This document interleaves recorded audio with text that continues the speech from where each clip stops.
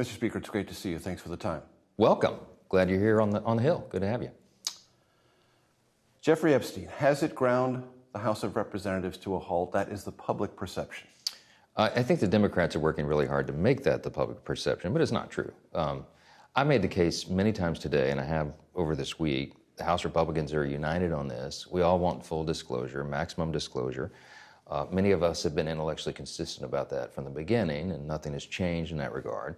The president himself is there as well. There's no daylight between us and the White House, and he says he wants all credible evidence to be put out there for the American people to make their own conclusions. And they're working on that. The problem they have is that much of what is referred to loosely as the Epstein files is under seal by the courts. And so you got to have the Department of Justice go in and request the release, for example, of the grand jury testimony. That was denied today by one Florida judge because it's a very difficult, delicate process. It is, and there's a reason for that. I'm a former litigator of federal courts. I mean, the grand jury process is jealously guarded, and a lot of the material that comes out of there cannot be carefully evaluated by people because there's no cross-examination in a grand jury hearing. No. You know, I mean, none of the evidence has to be corroborated. You know, it's not a full trial setting.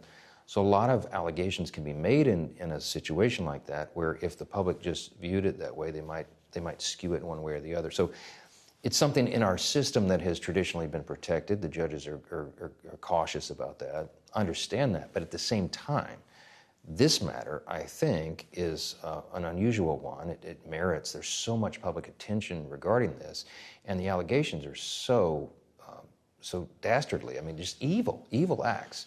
The people deserve to know, and so that's why they're pressing for it. And to the point, when the Trump Justice Department said there were more than 1,000 victims, for people who knew this case very, very well, did a lot of investigative work on it, that number surprised them. High number. Yeah.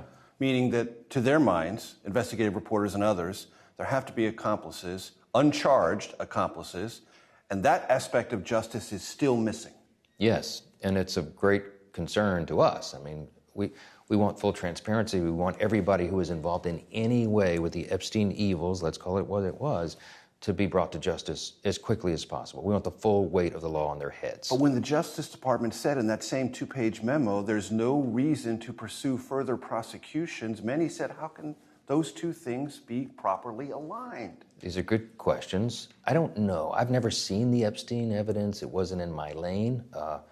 But I have the same concern and question that a lot of people do. And look, I think the president This is not a hoax, in other words. Oh, it's not a hoax, of course not. I mean, there are real victims here, but that's part of the delicate, the balance that's being done here is, I tried to explain in my press conference this week, man, we want full disclosure. If I had these things in my possession, I would have put them out a long time ago. But I would also have been very careful to protect the innocent. You know, it's the standard in law enforcement, in the courts, and in government agencies that you do protect the innocent. Victims, for example, of sex trafficking and horrific crimes, we don't want their names exposed because they would be subjected to more harm. And so you have to be careful in how you do that, but at the same time, maximum transparency, all credible evidence, we have to keep pushing for that. We're going to move on, but I want to read you three quotes. One from Ralph Norman, Republican, South Carolina. The public's not going to let this die, and rightfully so. Ro Khanna, Democrat from California. The question is, whose side are you on? Are you on the side of the rich and powerful protecting men, or are you on the side of young girls and America's children? Last quote, Tom Massey. I think, Kentucky Republican, I think it is a watershed moment for the Speaker and the House and the President. Evaluate those three for me. Well, I talked to Ralph Norman about 10 minutes ago before I walked in here with you, and he and I agree on this matter. I agree with what he said. With regard to Ro Khanna and Thomas Massey, I would say, if you're so concerned, why didn't you bring your discharge petition at any time in the last 4 years? Remember, President Biden and his DOJ had these files for 4 years. Neither of those guys said a word about it. Thomas Massey is suggesting that this is some sort of watershed moment. We are all on the same page trying to advance the truth, full truth and transparency. And the idea that he's suddenly so concerned about it is curious to me. He waited until President Trump was elected to bring Hypocritical? this. It seems that way to me. I want you to do a thought experiment for me. It is election night 2026. Yes. Are you celebrating or are you explaining? We're celebrating. What are you celebrating on election night 2026? I am very bullish on election night 26. I'm absolutely convinced we're going to grow the House majority. A lot of reasons for that. It's not groundless optimism. It's going to be the result of a lot of hard work. The fact that we're delivering on our promises to the people. We had a true demographic shift in the 2024 election. We had a record number of Hispanic and Latino voters, for example, Black and African American voters, Jewish voters, union workers, who came to the Republican Party who had not been there traditionally in large numbers before because they came with hopeful anticipation. And we're delivering. The One Big Beautiful Bill is a big piece of that. It's geared for lower and middle class, hardworking Americans. They will feel the effects of that before the midterm election in 2026. In addition to that, I think it's providential, but we have the most favorable election map that our team has had in decades. And what I mean by that is, as you and I are sitting here talking this evening, there are 13 House Democrats sitting in districts that President Trump won. There's another 21 of them sitting in districts he came within 5 points of winning. And it gives us an offensive opportunity because conversely, there's only 3 House Republicans sitting in Kamala Harris districts. So I like those odds. We're going to go out and target those seats that we can flip from blue to red. We're going to go out, run on our record. It's going to resonate with the people, and we're going to have a good night. Do you want Texas to draw, as President Trump has outlined, 5 more districts nominally Republican, or leave it as it is? Well, the jury's still out on that one. I mean, I didn't have What's your advice to Governor Abbott? Yeah, Governor Abbott. Well, they need to follow the law. They need to be fair. They have legal rights to do it. Supreme Court settled that. Of course, right. And I think they will do. I'm a fan of Governor Abbott. I think he's been a great governor there.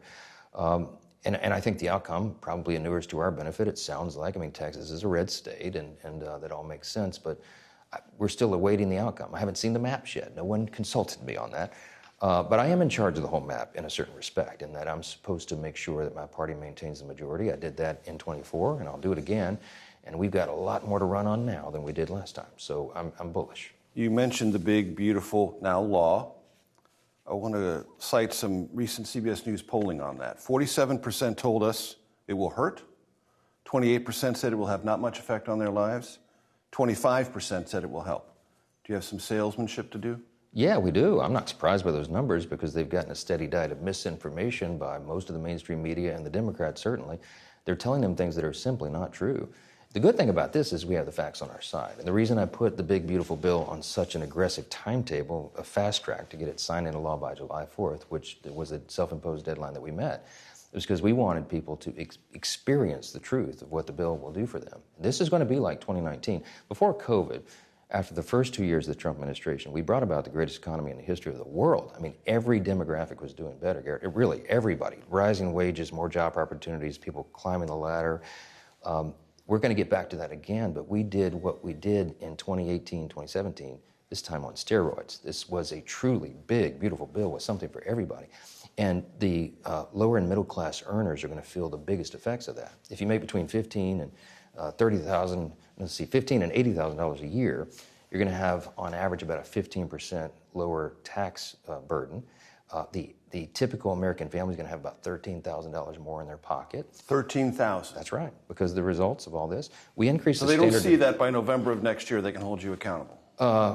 They'll see it, and they will vote accordingly. I mean, the economy is going to be doing well. This is jet fuel to the economy. We're going to have American energy dominance, peace through strength again. We're going to have regulatory reform to get everybody going, get the engines of government going again, pro-growth economy. And we're absolutely convinced that this is going to serve us well. So the Democrats will be out trying to convince people of something that is simply not true. We'll be able to demonstrate the opposite. I really like our chances. 10 years from now, what do you think will have been more important? The big, beautiful law or crypto legislation recently passed here in the House? Well, I'm going to be biased and tell you it's the big, beautiful law, okay, because it is so comprehensive. I do think it's one of the most consequential pieces of legislation that Congress has ever passed, and I'm a student of these things. But I will tell you that the crypto legislation is a big thing as well. And having done the stablecoin and the market structure bills through the House, really, really important for that growing sector of the economy. It will spur on innovation and more investment, and I think it's going to be a big thing for the future. So we're doing lots of things. And create more alternatives for secure transactions that don't have to flow through banks, which some people would prefer. If you believe in freedom, you got to support all of that, and we do. We're also equally convinced that there should not be a central bank digital currency, which is the other piece we've got to secure. Right.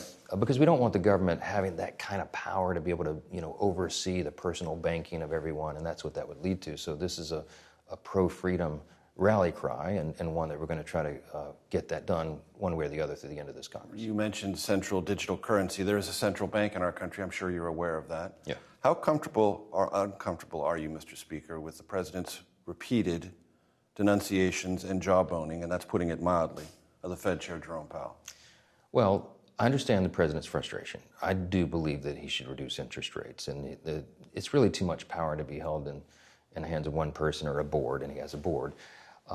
But it is what it is. That's our system. But right now, homeowners... Firing him would be dangerous to confidence in the American system, would it not? Yeah, I'm not even sure clearly what the legal parameters are of that.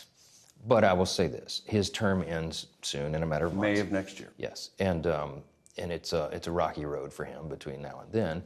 I do believe, a lot of economists will say, when the economy is hot, when it's running, and ours is, and we're ramping up, lots of great developments, that is not a time for you to reduce interest rates. But I think desperate times call for desperate measures, and right now, in housing, for example, new data came out today. There's just a glut in the housing market because people cannot afford to get into a new home right now. And if you reduce the rates just a small percentage, you can solve that problem. And I think that and other large purchases, I think that would be a big thing for the economy, and I think he ought to duly consider that. It would save the nation a lot of money, and it would give a lot more people more opportunity. You've heard all year long the tariff conversation. How do you assess it now? Well, I've been involved in the tariff conversation, not just heard it. But look, I think... You know what I'm talking about. Of course, yeah. I think it's going to settle out. I've always considered myself... The Treasury Secretary said today a one-time increase from tariffs is not inflationary, by definition. If it happens once, it's not inflationary. It's just an adjustment to the economic structure. Yeah. Do you agree with that? I do, and inflation is cooling. The sky was going to fall, everybody told us, and it hasn't. The tariff policies have actually brought in a lot of new revenue, and by some estimates, $300 billion. That's how it pencils out for the year. Yeah, and that's a lot of money, and we can use that well, and we can use it to get the country out of debt. So on balance, that's a great thing. I think what the president did, he sees lots of blind spots that others don't, and this is one of those things. He's been talking about tariffs since he was being interviewed by Oprah Winfrey, back in the 80s. But what happened was there was a lot of countries that were being unfair. We had unfair trade practices with other countries, unfair agreements, and the president was offended by that and said, we got to fix it, and he's the only one bold enough to have done it. I was in the Oval Office last night, Garrett, when the Japanese delegation, I keep doing that, Mr. Garrett, all right, Major. I was in the Oval Office last night when the Japanese delegation was there to negotiate their big trade agreement. And the president called me, and I was outside in the waiting area, and he said, bring the speaker in. And he said, Mr. Speaker, what do you think about this deal? And they're sitting there having the negotiation with translators and the whole thing. It was a masterclass. I mean, he is really the king of the art of the deal. He wrote the book. And to watch him handle that situation and get us to this, what may be one of the largest trade agreements of all time, to watch it live and see it happen in that way was really something. And it's going to be great for the country. He's the force multiplier for the U.S. economy. He's the one that is getting us to these new trade agreements with other countries, and it's far more fair for us and advantageous for American consumers. I think that's good policy. Should Congress be involved in authorizing and approving these trade deals? The administration says Congress doesn't need to be a part of it at all. Historically, it has been. Well, it depends on how you look at history. I mean, traditionally, Congress has given a lot of latitude to the executive to negotiate these things, and if the executive sees that there's a trade imbalance, they have traditionally had the authority to do that. I'm a jealous guardian of Article 1, and we are the first branch of government for a reason, and that's how the founders intended it. I'm a constitutional law attorney. I take this stuff very seriously. If I feel like the executive is stepping out of their lane, then I will suggest a course correction. I would do it with honey, not vinegar, to begin, but I have a very close relationship with the president. We talk constantly all the time about these things, and I watch it very closely. To that point, Punchbowl wrote this morning, and I know you respect Punchbowl, the GOP, and I'm quoting here, the GOP-controlled House is an arm of the White House. If you're a Congress watcher, you understand this. Under Speaker Johnson and Trump, the House simply isn't an independent branch of government anymore.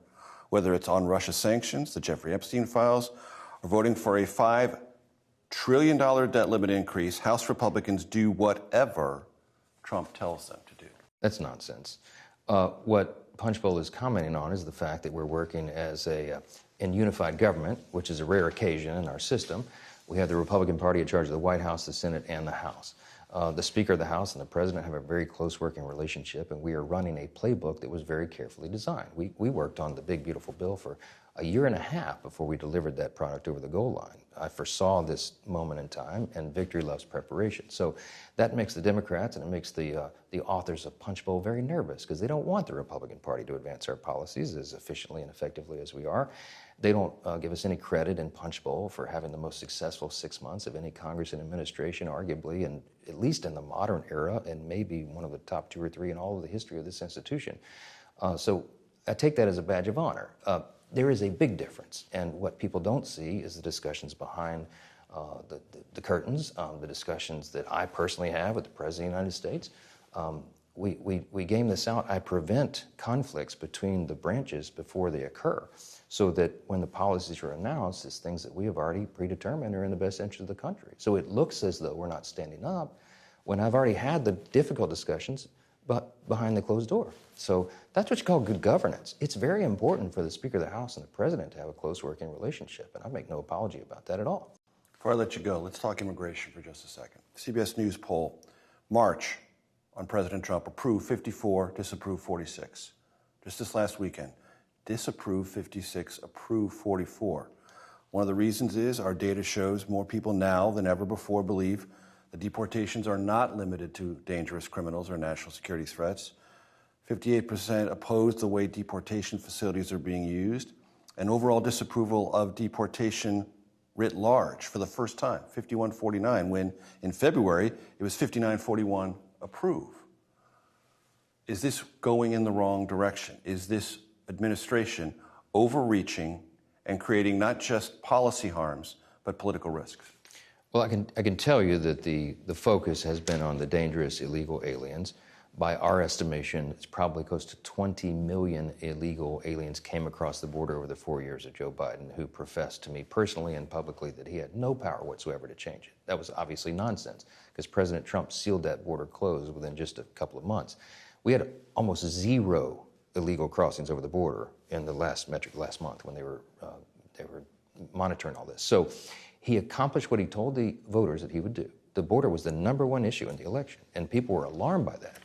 Do you dispute this trend line I'm describing? I don't put a lot of stock in polls. I would concede that it's something that we have to do a lot of education on to remind people of what is happening and why and how it's being done. We just, in the Big Beautiful Bill, gave a big tranche of funds to border security. Tens of billions. One of the biggest investments in generations, because desperate times call for desperate measures, and that's what was needed. That's what the American people demanded. They wanted a secure border, and they wanted us to make sure that people who jumped the line and tricked the system and got in front of law-abiding immigrants who are trying to follow the rules and come here lawfully, they want to make sure that that behavior is not rewarded. And so that's what the president is doing. That's what the administration is doing. They're trying to work through that and make sure that we follow the rule of law and that we enforce the law. And that's what's happening. And when you see stories about green card holders or those who have legally applied for asylum or Afghan SIV, special immigrant visa holders,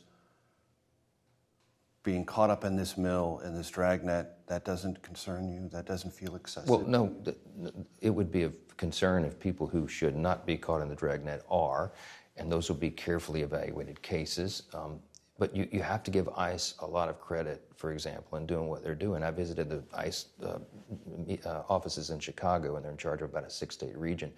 The officers there are overworked, underpaid. They're maligned by public officials. Democrats are actually telling people to assault them, and some of them are doing it themselves. I mean, it's a very difficult job, and they need our support and encouragement to do what they're doing. If they make a mistake every now and then, everybody does, and we have to address that as it happens. But the idea that we should impede their effort or to stop the enforcement of federal law is to me nonsensical and dangerous, and that's what got us into the mess that we're in. Will there be a shutdown in September? Not if I have anything to say about it. We have no interest in a shutdown. I'm interested. I heard or read today that Chuck Schumer and Hakeem Jeffries were meeting and gaming it out. They've weaponized shutdowns for political purposes. It seems that that's what they would like to do. We want to do our work, and we're pushing the appropriations through the process. By the end of this week, we will have had 10 of the 12 appropriations bills in the House, at least moved through committee. Not to the floor, but to the committee. Right, but we're in that process, and we get back early September will be a critical phase, because the end of the fiscal year is the end of September, of course. But the Milcon VA bill, the first appropriations through the process, will be processed in the Senate. the House Appropriations Bill for the first time in a long time. That's an innovation around here, Major, and a good one. We will go probably to a conference committee between the two chambers and try to work all this out. We're trying to rebuild muscle memory because this is important for fiscal responsibility. And that's something we committed to get back to, and I'm hopeful we can. Mr. Speaker, I appreciate the time. Let's do it again. Great to see you. Thanks so much. Thanks so much.